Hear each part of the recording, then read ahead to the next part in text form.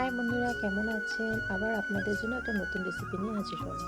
তো এদিকে প্রথমে লাগছে হচ্ছে ময়দা, চকলেট পাউডার, গুঁড়ো দুধ, বেকিং পাউডার, বেকিং সোডা আর স্বাদ মতন লবণ দিয়ে আমি চেলে নিলাম শুকনো উপকরণ কয়টা। তারপর এটা এক সাইডে রেখে দেবো।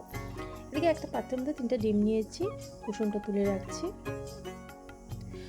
ওই সাদা অংশের মধ্যে তেল মিশিয়ে বিট করব আর 3বারে অল্প অল্প করে চিনি দিব।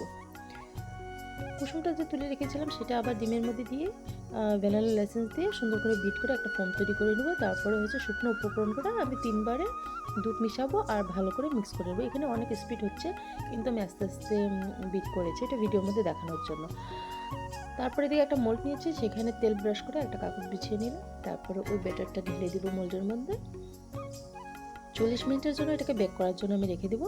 এদিকে আমি একটা পাত্রের মধ্যে ক্রিম বিট করে নিলাম। 40 মিনিট পরে কেকটা নামিয়ে এটাকে আমি 3 লেয়ারে কেটে নিয়েছি। তারপরে সুগার সিরাপ দিয়েছি আর ক্রিম দিয়ে আমি কোটিং করে নিচ্ছি। তো এমন করে 3টা লেয়ারে আমি কোটিং করে নিয়েছি। কোটিং করে এটা আধা ঘন্টার জন্য ফ্রিজে রেখে দেবো। আধা ঘন্টার পরে এটা ফিনিশিং দেব। তো দেখতে থাকুন ফিনিশিংটা কেমন আসে।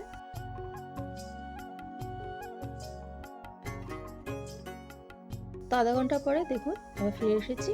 এই যে ফাইনাল লুক, কেমন লেগেছে অবশ্যই জানাবেন। যদি ভালো লেগে থাকে সাবস্ক্রাইব করবেন, পাশে থাকবেন আর অনেক ভালোবাসা দিবেন।